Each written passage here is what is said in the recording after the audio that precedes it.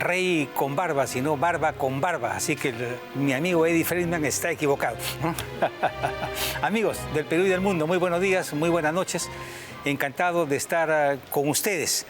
Vamos a pasar revista a las noticias más interesantes de esta semana, que guste o no, han cambiado el panorama político de nuestro país.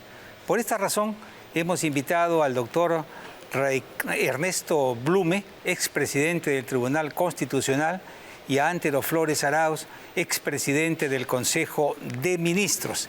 Y, si no nos falla, cerraremos el programa con el ex premier Otárola. Y si falla, sabemos cómo reemplazarlo por si acaso.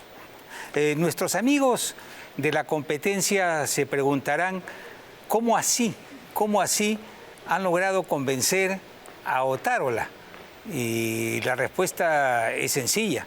Tenemos una productora que se llama Rocío Vara y que tiene algunas virtudes, como una voz suave, dulce, melodiosa, romántica, irresistible.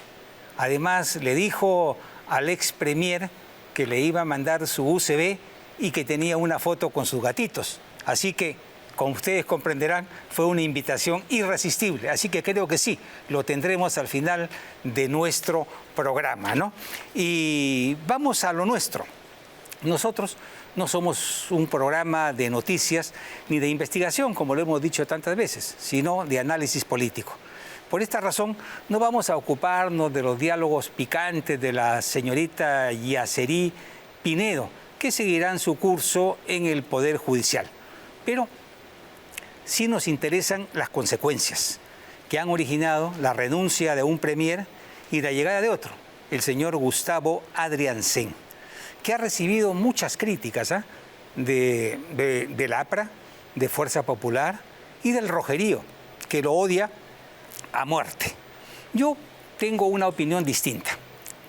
Mi madre, que era maestra por vocación y dirigente sindical, fue secretaria de Cultura de la Confederación de Trabajadores del Perú por más de 20 años, solía decirme, trata que tu vida sea una línea, pero estaba equivocada.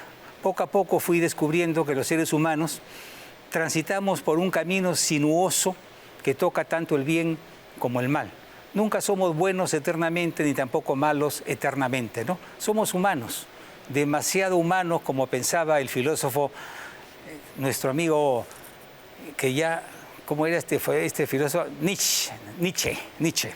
Bueno, y voy a poner como ejemplo el caso del nuevo premier. Como millones de peruanos, él optó, con todo derecho, por una línea, por una posición política antiaprista y antifujimorista.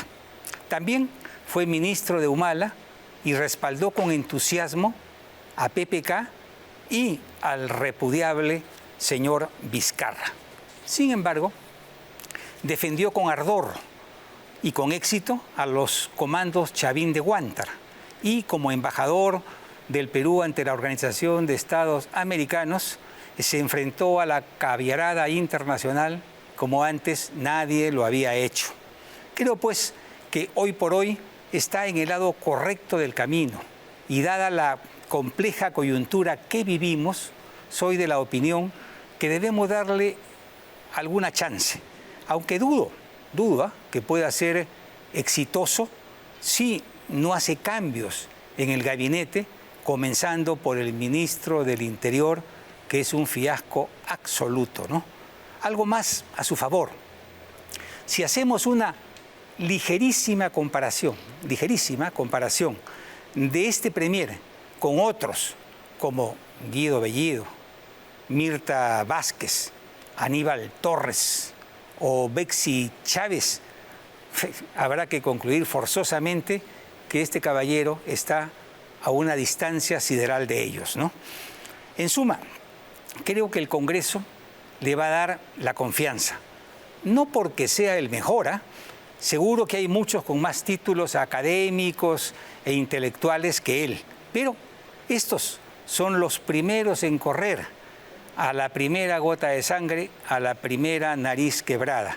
Ya lo vimos en el primer gabinete de Dina, donde los ministros caviares al primer petardo salieron corriendo despavoridos de Palacio de Gobierno. La coyuntura actual requiere de un hombre con carácter y nada cobarde. Y tengo la impresión que tenemos al premier correcto para la circunstancia correcta, que no es otra que darle tiempo al Congreso, para las reformas políticas, electorales y constitucionales que se requieren para encaminar nuevamente al país. Yo personalmente no espero nada de este gobierno y nada de este gabinete, solo que sobrevivan hasta el 2026 y no le den gusto a las turbas que pueden creer que tienen el derecho de tumbar gobiernos y cerrar congresos. Eso no puede volver a suceder en nuestro país. Lo último que quería decir es en esta especie de editorial, ¿no? Es con referencia al ex premier Otárola. No me voy a ocupar de su lado frívolo ni del presunto tráfico de influencias que será dilucidado en el Poder Judicial.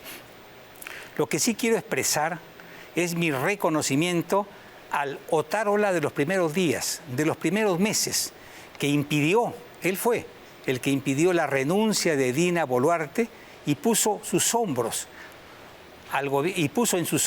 al gobierno para enfrentar con éxito una conspiración internacional que mediante turbas mercenarias, violentas y criminales buscaban destruir la legalidad republicana para imponer una dictadura comunista que era lo peor que le podía pasar a nuestro país. Estoy seguro que con el paso del tiempo muchos lo van a recordar con desprecio, pero yo haré a un lado la frivolidad y lo recordaré sencillamente como un patriota que en el momento de mayor oscuridad para nuestro país supo ponerse del lado de la libertad y de la democracia. Y cuidado, se la jugó entero, aún sabiendo que las ONGs marxistas, como la Corte Interamericana de Derechos Humanos, lo van a perseguir hasta el fin de su vida. Los moralistas que en el Perú sobran en estas coyunturas pueden machacarlo como quieran. Yo solo les recuerdo que a un hombre no solo se le debe juzgar por sus laderas, sino también por sus cimas. Y este señor, de verdad, que tiene un par de cimas muy altas. Por esta razón, yo quería expresarle mi respeto, ¿no? Mi respeto.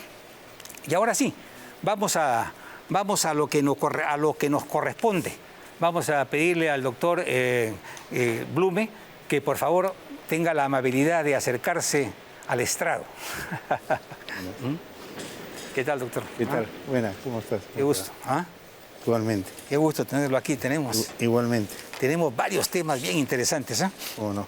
A ver, antes de ir a los temas del Senado, la reelección parlamentaria, la Junta Nacional de Justicia y los proyectos de ley en marcha para la reforma del Ministerio Público, creo que debemos ocuparnos por un instante del tema de los peajes, que es una magnífica noticia, sobre todo para los pobladores del Cono Norte, ¿no? Pero los concesionarios ya han anunciado que van a recurrir a los tribunales nacionales y también al arbitraje internacional. La pregunta es aquí doble. ¿Actuó correctamente el Tribunal Constitucional? Y dos, ¿qué es lo que nos espera en el arbitraje internacional? ¿Podemos ganarlo? ¿Podemos perderlo? A ver. ¿Cómo no? En primer lugar, muchas gracias por la invitación. No, al contrario, siempre para mí es un honor, igualmente, una satisfacción venir a tu programa. Bueno, yo pienso que el tribunal ha actuado bien, pero quiero precisar por qué. En realidad el tribunal no se ha pronunciado sobre el contrato en sí, ni sobre la legalidad, ni la constitucionalidad del contrato, sino se ha pronunciado sobre lo que él denomina la implementación material del contrato. O sea, la aplicación del contrato en la práctica y si esa aplicación del contrato, esa efectivización del contrato lesiona algún derecho constitucional. Y ha dicho que en el ámbito de la efectivización del contrato hay una lesión a la libertad de tránsito porque obliga a los vecinos de Puente Piedra a tener que pagar peaje cada vez que salen o regresan a su vivienda.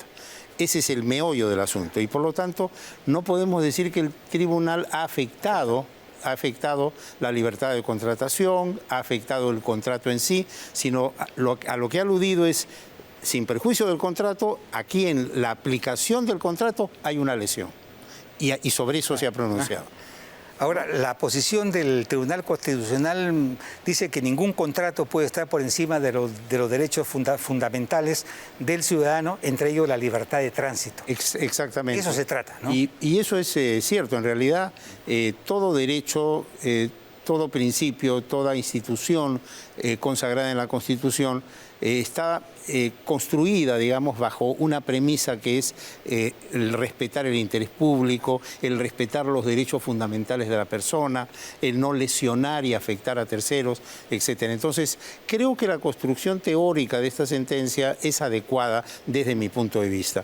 Creo que el tribunal ha sido lo suficientemente lúcido para no meterse en la afectación de la libertad contractual y de la santidad, digamos, entre comillas, de los contratos, y más bien constreñirse a la aplicación del contrato y a cómo esa aplicación repercute en una lesión al vecino. Ahora, ¿quién es responsable de esa lesión? Es otro tema que tendrá que determinarse. Pero ha establecido una situación que en tanto no se, digamos, habilite una vía alternativa, pues no se deben cobrar los peajes, y eso sin perjuicio de las resultas de los procesos penales que podrían determinar responsabilidad penal. Obviamente que esto va a traducirse en un reclamo internacional. Y en ese reclamo internacional el Perú tendrá que sostener lo que creo que el tribunal ha visto con lucidez. Es decir, que el contrato no puede ir más allá de los parámetros constitucionales ni afectar derechos fundamentales, y que en este caso ha habido una aplicación que afecta derechos fundamentales. Y si en el Poder Judicial se concluye que este fue un contrato con un origen corrupto, ¿cómo podría afectar esto en el arbitraje internacional? No, yo creo que tendría pues un efecto fulminante de un misil en la línea de flotación de la tesis de Rutas de Lima, porque si eso se comprueba significa que ha habido un acto doloso, delictivo, y ese acto es nulo ipso iure y por lo tanto acarrea la nulidad de todo. Bueno, perfecto. Vamos al Senado, a ver. ¿Cómo no? ¿Qué es el regreso a la Constitución histórica del Perú, ¿no? Para ubicar a nuestra audiencia, el sistema bicameral se implementó con la Constitución de 1828, siendo presidente José de la Mara. Y eso duró hasta 1993, y es donde se implementó ya el Congreso unicameral, que ha durado 30 años, con sus altas y sus bajas. Con Fujimori funcionó porque tenía mayoría, pero después ha sido origen de muchas controversias y de muchos problemas, y la realidad de este Senado a partir de 2026 un poco que mejora las posibilidades. Digo un poco, yo no digo ha sido una reforma histórica, porque que sea histórica va a depender de los resultados y de lo que hagan los electores con los candidatos y lo que hagan los partidos políticos, ¿no? Porque los electores tienen que votar con sabiduría, tienen que votar con las neuronas, no con los pies, y los partidos políticos tienen que recordar que el deber fundamental que ellos tienen con la sociedad es el de proveerle dirigentes parlamentarios capaces de escoger objetivos adecuados y de guiar eficazmente y con honradez las actividades del Estado. Si no hay ese esfuerzo de los partidos políticos, esto no va a ser un cambio histórico por ningún lado, va a ser un desastre más. Y eso creo que no lo podemos permitir. Y la tarea fundamental aquí recae sobre los partidos políticos, ¿no? Exactamente. Bueno, yo creo que hay que ponderar como primer punto el esfuerzo del Congreso de la República por hacer un rescate histórico de una institución que, a la luz de lo que se denomina la Constitución histórica del Perú, es inherente al sistema constitucional peruano. Es decir, la bicameralidad como sistema de elaboración y producción de las leyes, lo cual garantiza una mayor revisión, una mayor reflexión, unas leyes más pensadas, más meditadas y por lo tanto más duraderas en el tiempo. Entonces, ese esfuerzo que ha costado mucho lograr, creo que hay que aplaudirlo. Y creo que en este esquema el fujimorismo ha demostrado que es capaz de rectificar sus errores. Porque obviamente la creación de un Congreso unicameral, desde mi punto de vista, fue un error histórico, porque dimos un paso atrás. En un ánimo de simplificar, creamos un Congreso unicameral que se dedicó a producir leyes, una hipernormación, una sobreregulación que complicó y problematizó el tema de la maraña normativa tremenda que hay en el país. Entonces creo que es positivo. Ahora, hay que ver los detalles de esta reforma. Creo que en líneas generales está bien. Hay dos cámaras, una Cámara de Diputados, una Cámara de Senadores, una Cámara joven y una Cámara reflexiva, podemos decir. Solo a través de una ingresan los proyectos, la segunda es una Cámara revisora. Hay temas discutibles, por ejemplo, han establecido los señores congresistas, y esto lo digo yo con el mayor respeto a los congresistas, que quien es congresista ahora, por ejemplo, y no tiene la edad para ser senador, puede postular para senador, ¿no? Sí. O si el candidato presidencial puede postular para senador. Yo ahí tengo mis reservas. Yo creo que una de las características de la Cámara de Senadores es que esté integrada por gente que supere cierta edad, porque eso le da mayor, digamos, capacidad reflexiva. Es decir, se trata de combinar dos elementos propios de la naturaleza humana. Por un lado, el ímpetu de la juventud, el entusiasmo, el ser promotor, proactivo que está en la gente joven, y por otro lado, la reflexión, la ponderación, el análisis. Entonces, si tenemos un joven que hoy es congresista y le falta mucho para llegar a los 45 años, que lo pongamos de senador simplemente porque fue congresista, con todo respeto, creo que es un error, desde mi punto de vista, ¿no? Igual que el que es candidato a la presidencia, de todas maneras entra al Senado. Eso tampoco. Creo que por ahí ha habido ciertos excesos. Ahora, pero en líneas generales yo creo que es un paso importante. Es un paso importante, ¿no? Pero no han tocado el tema fundamental, me parece, que es la eliminación de la segunda vuelta. ¿Qué pasa con la segunda vuelta? Los parlamentarios ocupan mejor dicho, se reparten las curules con el resultado de la primera votación, de la primera vuelta. Y entonces van a la segunda vuelta los dos que han sacado la más alta votación. Y el que gana no tiene mayoría nunca en el Congreso. Y eso genera trompicones, pleitos, rencillas, ¿no? Y termina en golpe de Estado. Lo hemos visto varias veces, ¿no? Sucedió con PPK, que perdió y finalmente tuvo que renunciar, y terminamos con Castillo, que dio golpe de Estado, luego llegó Pedro Castillo, golpe de Estado. Alan pudo librarse de eso porque llevó parlamentarios experimentados que supieron construir una mayoría en base a determinadas concesiones. Pero ahora ya no hay políticos de ese calibre, ¿no? Así es. Lo que tenemos básicamente son novatos, y lo que buscaba el señor Vizcarra era precisamente un Congreso de chibolos, ¿no? Improvisados, a los cuales se le podía pasar trenes por la cabeza y no se daban cuenta, ¿no? Porque lo que tú dices es muy correcto, ¿no? Hay que combinar la experiencia con la juventud. Así es. Hacer un buen parlamentario demora como 15 años, ¿ah? No es fácil, ¿eh? Hacer un Vallarriestra, un Luis Alberto Sánchez, un Bobby Ramírez del Villar, demora tiempo, ¿no? Un Ernesto Alaiza Grundy. Ernesto Alaiza Grundy, ¿cómo no? Por supuesto, ¿no? Y tantos otros más, ¿no?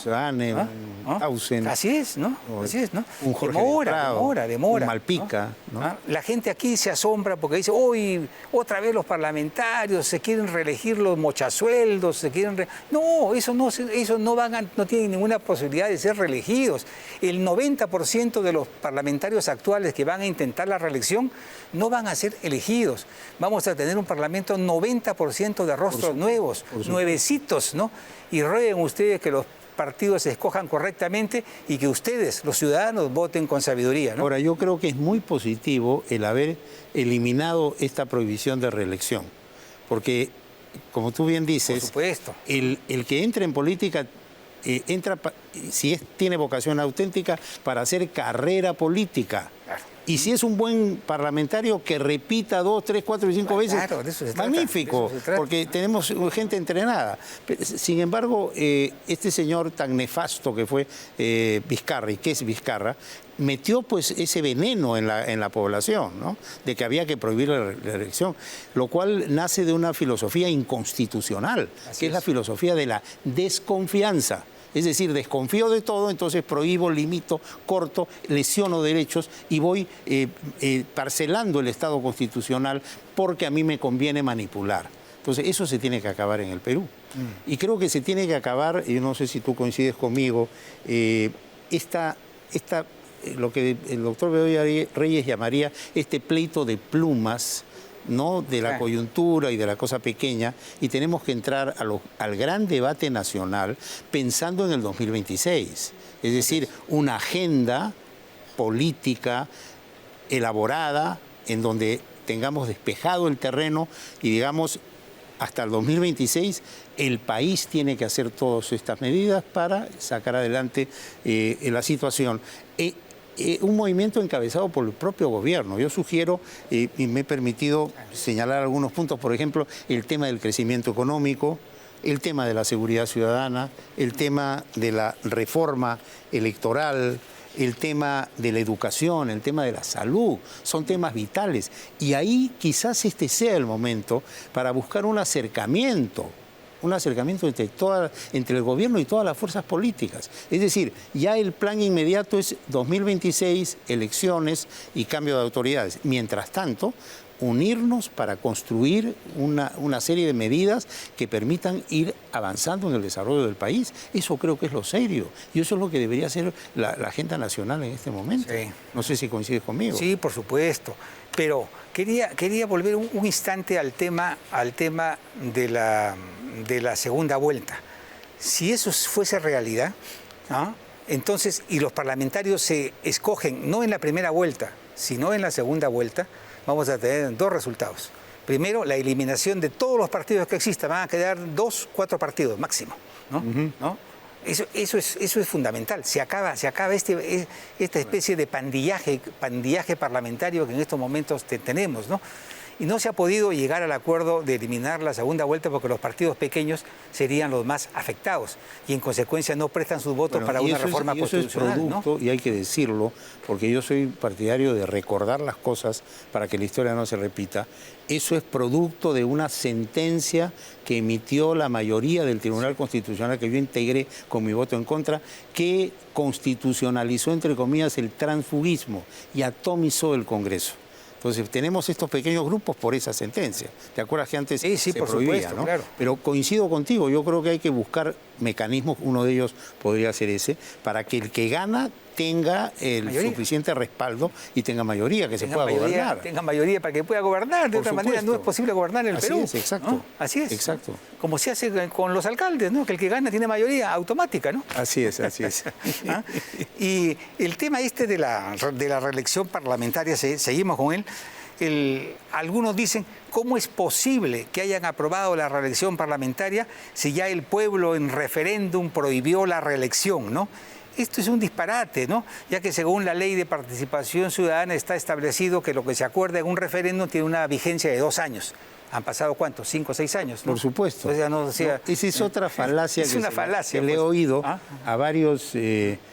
caviares, sobre todo caviares, ¿no? Que relativizan todos los conceptos. Entonces ahora nos quieren vender el espécimen que porque se hace una reforma con referéndum, ese referéndum crea una inamovilidad y es un cambio sagrado y eterno en la Constitución que no lo puede modificar. En piedra, ¿no? Entonces eso es un absurdo. Pero a estos personajes hay que refutarlos como tú bien lo haces y hay que decirles que están equivocados y que no sorprendan a la comunidad y al pueblo y estén con este tipo de argumentaciones. O sea, es absurdo. Si la Constitución establece 2 fórmulas de modificación, el hecho que tú hayas modificado con referéndum no te impide que después puedas modificar con 2 legislaturas.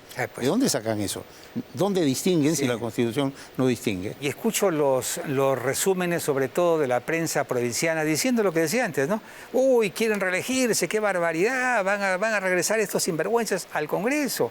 Y la respuesta es muy sencilla, no van a regresar, el 90% van a ser, repito, absolutamente nuevos, ¿no? Además, mira, hay una cosa que hay que recordarle. Pero perdón, ¿no? Pero cuidado con lo de nuevo, ¿ah? Cuidado con lo de nuevo y cuidado con lo de viejo también, hay que tener cuidado, ¿no? Pues yo recuerdo que en un momento se convocó y llegaron al Congreso un sabio, como Fernando Cabieces, uno de los últimos sabios que ha tenido en nuestro país, una eminencia, ¿no? Y a su lado estaba Pablo Macera, que algunos no lo recuerdan por sus libros, pero sí por sus dichos. Alguna vez le dijeron que el Perú parecía un burdel Y él dijo, de ninguna manera, ¿no? Un burdel es algo muy organizado, mucho más organizado que este país, ¿no? Bueno, pero los dos, que eran hombres talentosos, sabios, eruditos, estaban perdidos en el mundo parlamentario. Un abogadito de Girón Lampa o de cualquier rincón perdido del país era mucho más talentoso que ellos. Y ellos les preguntaban cómo actuar, no tenían la menor idea. O sea, hacerse parlamentario es un trecho de 2 años, 3 años por lo menos para entender la hermenéutica parlamentaria, es ¿no? Como todo en la vida. En la vida, para especializarse en algo, uno requiere entrenarse, practicar, estar, tener experiencias, etc. Y hay una cosa muy importante. Es el pueblo el que elige. Cuando critican tanto estos parlamentarios, con toda la consideración que me merecen los señores parlamentarios, los críticos se olvidan que es el propio pueblo lo que los ha puesto ahí. Entonces, ¿de qué estamos hablando? Entonces, ¿cuál es la respuesta? ¿No quieres ese Congreso? Aprende a elegir bien a tu congresista. Asume tu rol como ciudadano y escoge bien a conciencia. No te dejes llevar e influenciar por terceros. Tú asume tu rol y patriótico de decir, bueno, voy a elegir bien y para elegir bien voy a escoger y voy a examinar a cada candidato y pongo al mejor. Esa es responsabilidad de cada ciudadano. Entonces, acá tenemos que los ciudadanos se equivocan y luego critican como si el error fuera de otro. A mí me parece un absurdo. Absurdo. Y que tampoco la gente se compre el rollo de los jóvenes. Queremos jóvenes, decía Vizcarra, necesitamos jóvenes para engañarlos como él quería. Claro. ¿No? Bueno, necesitamos jóvenes, pero vamos con calma. Yo algunas veces he puesto este ejemplo. Si uno sube a un avión, lo menos que quiere es un piloto con unas 1000 horas de vuelo, ¿no? 2000 horas de vuelo. La aerolínea no puede decir, vuele con nosotros pilotos recién salidos de la academia. Absurdo, ¿no? O que en alguna clínica, por ejemplo, la San Felipe diga, opérese aquí, médico recién salido de la universidad. Dios mío, qué miedo, ¿no? Sales corriendo, ¿no? No, hay que combinar la juventud con la experiencia, ¿no? Eso se trata, ese es el juego que se sigue en todas partes. Tú en la política, por ejemplo, pensemos en la Segunda Guerra Mundial, el rol de Winston Churchill. Claro. ¿Cuántos años tenía Winston Churchill? Frisaba los 80 años. Sí. Mira el caso de Mandela. Mira el caso ahorita de Biden. Entonces, ¿de qué estamos hablando? Aquí, sobre todo los caviares usan ese argumento, ¿no? De desprestigiar al personaje por la edad. Y si por otro lado reclaman igualdad y no discriminación, ¿por qué quieren discriminar a la gente mayor? A mí me parece un absurdo, eso es inconstitucional. Absurdo, ¿no? Así que vamos al tema de la Junta Nacional de Justicia. Caviares, ONGs, Comisión Interamericana de Derechos Humanos, un zombie que por las calles de Miraflores anda que representa a las Naciones Unidas y otras especies más vaticinaron básicamente terremotos, maremotos, el fin del mundo, golpe de Estado, el fin del Estado de Derecho, si el Congreso se atrevía a tocar a alguno de los miembros de la Junta Nacional de Justicia. Bueno, se sacaron a 2 y los otros se salvaron fundamentalmente por la mano generosa del señor César Acuña, siempre en amoríos con el poder de turno, ¿no? Bueno, ya, pero yo soy de la opinión, no sé si estoy siendo exagerado, pero yo soy de la opinión que debieron haberse ido todos, porque la violación, no solo por la complicidad que en la flagrancia, en la violación de la Constitución, ¿no? que fue flagrante, sino sobre todo porque la Junta Nacional de Justicia fracasó estrepitosamente en todo sentido,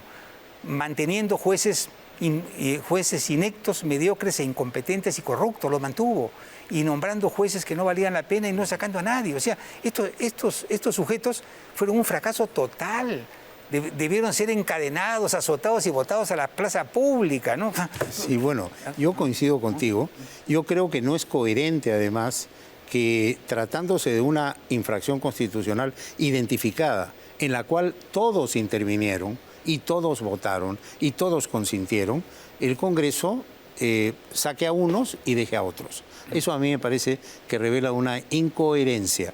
Ahora, coincido contigo. Esta Junta Nacional de Justicia ha tenido un rol lamentable y penoso, y lo digo con pena porque son personas pues, que han debido pensar un poquito más y sobre todo respetar el juramento que dieron cuando asumieron el cargo, de respetar la Constitución. Y yo, más allá de esta infracción, considero que también han sido muy irresponsables en esto. Han usado a la Junta Nacional de Justicia como institución para defenderse a título individual. Sí. Han usado la figura del Pleno de la Junta, que es el máximo órgano de gobierno, para que ese Pleno apruebe comunicados para defenderlos. Y han armado un escándalo nacional e internacional señalando que si los tocaban se caía la democracia. Sí. Y eso, para mí, solo ese comunicado, en donde ellos dicen esa barbaridad, merecería su destitución inmediata. Porque, lógicamente, gente que respeta la Constitución no puede decir que porque el Congreso ejerce el control constitucional habilitado en la propia Constitución, se va a caer la democracia si es que los tocan. O estos señores tenían la idea de que eran pues súper sí, pues, ¿no? superiores a los demás e inamovibles. Y además portadores y autores de una injusticia total, ¿no? A Patricia Benavides la guillotinaron en una sentencia expresa en 24 horas. Eso. Ni Stalin hacía eso, ni Stalin. Además, Stalin se tomaba la molestia siquiera de... siendo una funcionaria aforada. Impresionante, ¿no? Y ahora viene algo muy serio. Se aprestan a nombrar o a ratificar a los miembros, al presidente de la Junta Nacional, al presidente de la OMPE y a la jefa de la RENIEC, que son absolutamente cuestionados y no garantizan un proceso electoral transparente, ¿no? Es verdad. Y eso va a originar otra batahola en el país. Así que espero que los nuevos miembros que se han incorporado a la Junta Nacional de Justicia, que son 3, de alguna manera sean un equilibrio. Yo creo que la reflexión después de toda esta experiencia debe imperar y deben rectificar, ¿no? Es muy importante la posibilidad de rectificación. Que muchos han olvidado. En la vida y en las tareas políticas, un buen político y un buen gestor y un buen funcionario es el que tiene capacidad de reflexionar y aprender de sus errores y no emperrechinarse en una posición negativa y agravando su situación y la situación del país. Entonces yo ahí creo que de repente hay alguna luz en el camino. Perfecto, doctor. Muchas gracias. Pues ha sido excelente conversar con usted y escuchar su posición sobre temas tan importantes para el país. Muchas gracias. Hasta luego. Saludos. Nos vemos. Y ahora sí vamos a invitar a Antero Flores Arauz. A ver. Muy bien.